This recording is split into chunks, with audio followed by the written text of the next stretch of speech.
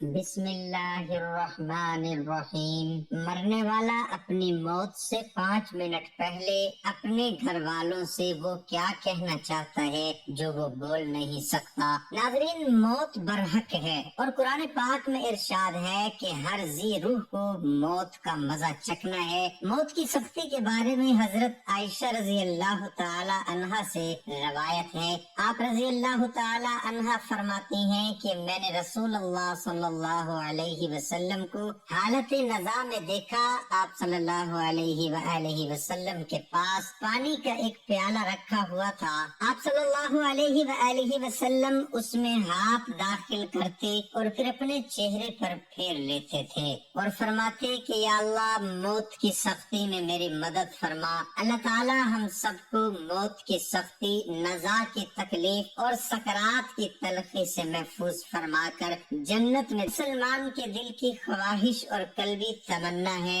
اس لیے وہ دعائیں بھی کرتا ہے۔ محسن کائنات صلی اللہ علیہ وسلم نے اپنی امت کو اس کا مختصر اور آسان طریقہ بتلایا ہے۔ اگر انسان اس پر عمل کرے تو موت کی سختی سے اللہ حفاظت فرماتے ہیں اور جنت عطا فرماتے ہیں۔ سکرات، نزا، جان کنی اور سانس اکھڑنے کے وقت رحمت ایزی دی اس انسان کو اپنی آغوش میں لے لیتی ہے اور وہ سختی، تلخی اور تکالیف و مصائب سے بچ جاتا ہے۔ اللہ تعالیٰ مزید یہ کرم فرماتے ہیں کہ اسے جنت نصیب فرماتے ہیں۔ موت وہ اٹل حقیقت ہے کہ جس کا منکر اس دنیا میں آج تک کوئی نہیں ہو سکا۔ موت کے خالق کے منکر کو بھی اس سے انکار کی گنجائش نہیں۔ جب انسان کی موت کا وقت آتا ہے تو بدن سے روح کو نکال لیا جاتا ہے۔ یہاں یہ بات بطور خاص سمجھے کہ یہ معاملہ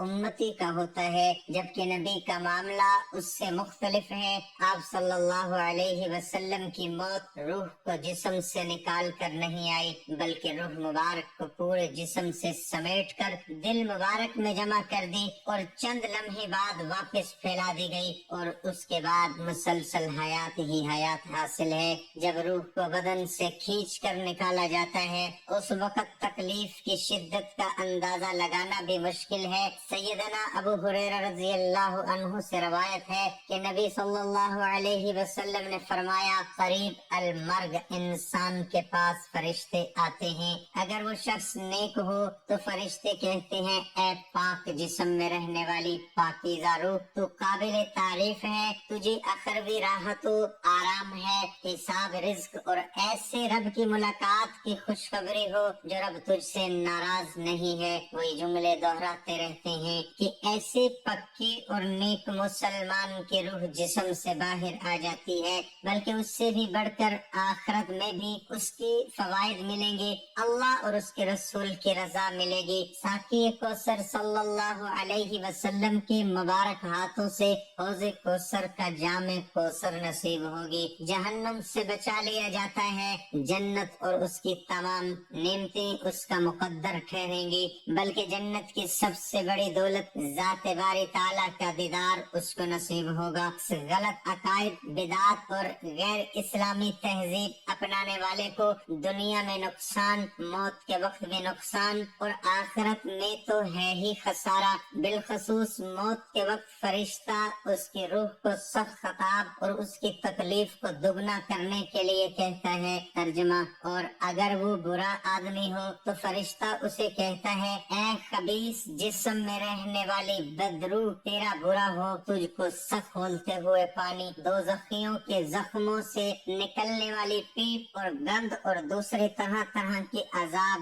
غم انگیز خبر ہو، اس کی روح نکلنے تک اسے یہی کہا جاتا رہتا ہے۔ سیدنا جابر رضی اللہ عنہ سے روایت ہے کہ رسول اللہ صلی اللہ علیہ وسلم نے فرمایا کہ جس شخص میں 3 خوبیاں موجود ہوں گی، اللہ تعالیٰ اس کی موت کو آسان فرما دے گا اور اسے جنت میں داخل فرما دے گا۔ کمزور پر نرمی، والدین سے شفقت اور غلاموں کے ساتھ حسن سلوک کرنا۔ ناظرین، جیسے ہی انسان کی موت کا وقت قریب آتا ہے اور مرنے سے 2-4 منٹ پہلے جب اس کو حضرت ملک الموت نظر آتے ہیں تو وہ بندہ بڑا پریشان ہوتا ہے۔ جیسے ہی اس مرنے والے کے پاس ملک الموت آتے ہیں اور ملکul موت کے ساتھ کچھ فرشتے ہوتے ہیں تو مرنے والا پہچان لیتا ہے کہ یہ حضرت اسرائیل ہے جو میری روح قبض کرنے کے لیے آئے ہیں، تو جیسے ہی وہ روح قبض کرنے کے لیے ہاتھ رکھتے ہیں، اگر وہ نیک بندہ ہوتا ہے تو اس کو وہ فرشتے اسے مبارکباد پیش کرتے ہیں کہ مبارک ہو کہ تم نے اچھی زندگی دنیا میں بسر کی،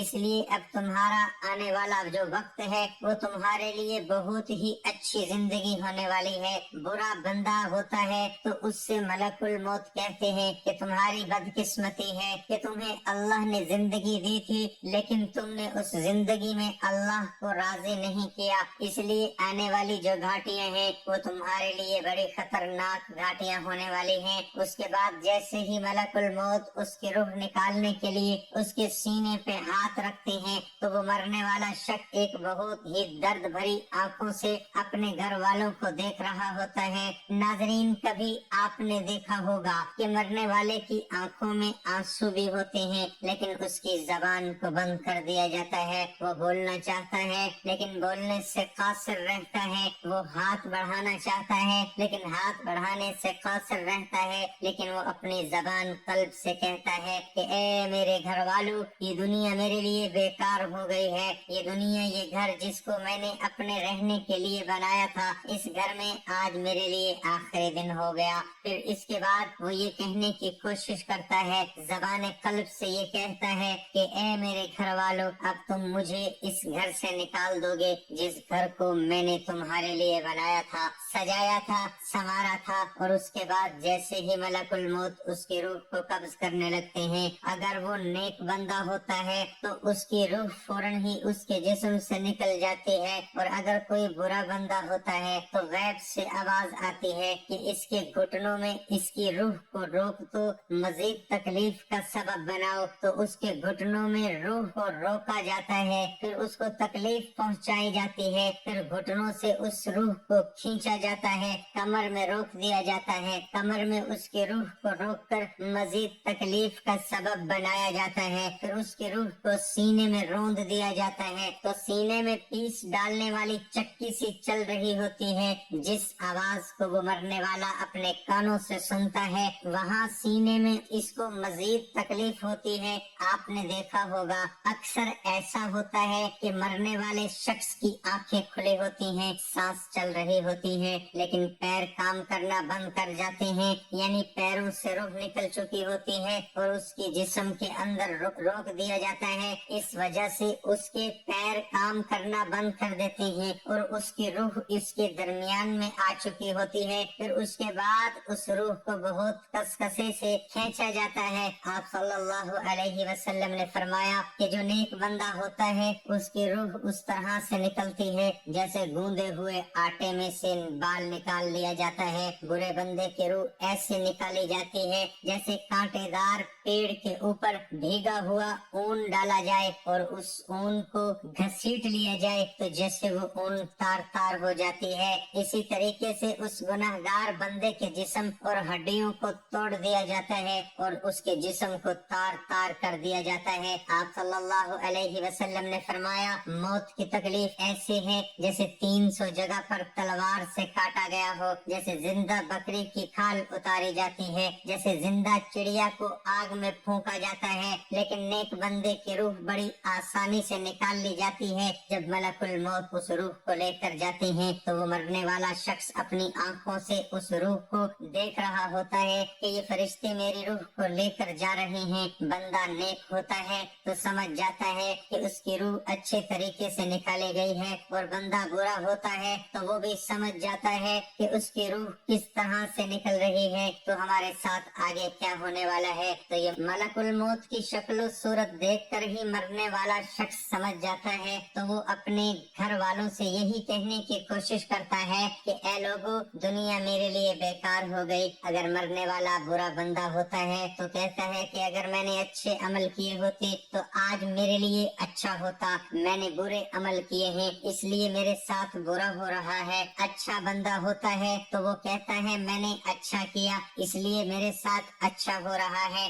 میں نے برا کیا ہوتا تو میرے ساتھ برا ہوتا۔ پھر وہ اپنے گھر والوں کو تنبیہ کرتا ہے کہ اے لوگو اچھی زندگی بسر کرو، اپنے اللہ کو راضی کرو، مر کے اللہ کے پاس جانا ہے، اللہ کو منہ دکھانا ہے، اس لیے ایسی زندگی بسر کرو جیسی ہم سے اللہ چاہتا ہے۔ تو اس لیے ہم اس دنیا میں قیامت تک رہنے کے لیے پیدا نہیں کیے گئے، ہم اس دنیا میں آئے ہیں چند دن کی زندگی لے کر، جس میں ہمیں اللہ کی عبادت کرنی ہے اور اس کے بعد ہمیں اللہ کے پاس جانا ہے، اللہ کو منہ دکھانا ہے۔ اس لیے ہم عہد کریں کہ ہمیں ایسا کوئی کام نہیں کرنا ہے اس زندگی میں جس کام سے ہمارا اللہ ہم سے ناراض ہو۔ ہمیں اللہ اور اس کے رسول صلی اللہ علیہ وسلم کو راضی کرنا ہے۔ اللہ پاک ہمیں بہتر عمل کرنے کی توفیق عطا فرمائے اور ہمارا خاتمہ ایمان پر فرمائے، آمین۔ ناظرین، کمنٹ باکس میں اللہ تعالیٰ کے 99 ناموں میں سے ایک نام ضرور ٹائپ کریں۔